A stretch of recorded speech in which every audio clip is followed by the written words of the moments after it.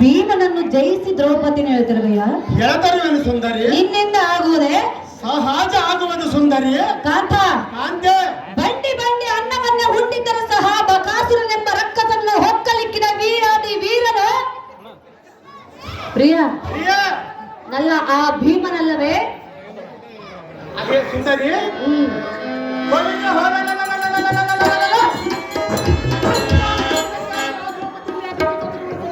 ಪ್ರಾಣೇಶ್ವರ, ಮೋಸ ಮಾಡಿ ಗೆದ್ದವರು ನೀವು.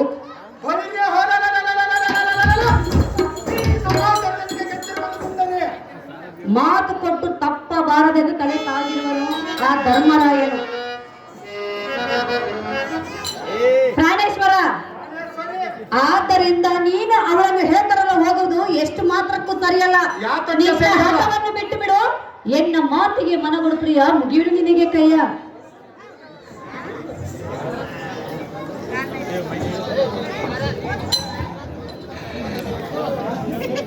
ಅಹೇ ಕಾಂತೆ, ನಿನಗೆ ಹಿಡಿದಿರುವುದು ಮಧ್ಯಭ್ರಷ್ಟರಾದ ಪಾಂಡವರ ಚಿಂತೆ. ಹೌದೌದು.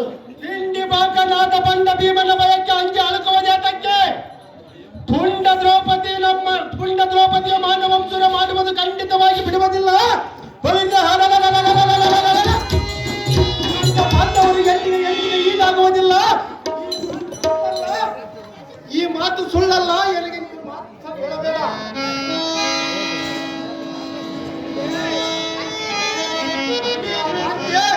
ನಿನ್ನ ಮನದ ಚಿಂತೆ. ಪ್ರಾಣೇಶ್ವರ, ಪ್ರಾಣೇಶ್ವರಿ, ಮನದ ಚಿಂತೆಯನ್ನು ಬಿಡು ಎಂದು ಹೇಳಿದೆಯಾ? ಹೌದು ಸುಂದರಿ. ಎನ್ನ ಪತಿಯಾದ ನೀನೇ ಈ ರೀತಿ ಹಾರಾಡುತ್ತಿರಬೇಕಾದ್ರೆ ನಿನ್ನ ಚಿಂತೆ ಮಾಡದೆ ಮತ್ತಿನ್ಯಾರ ಚಿಂತೆ ಮಾಡಬೇಕು?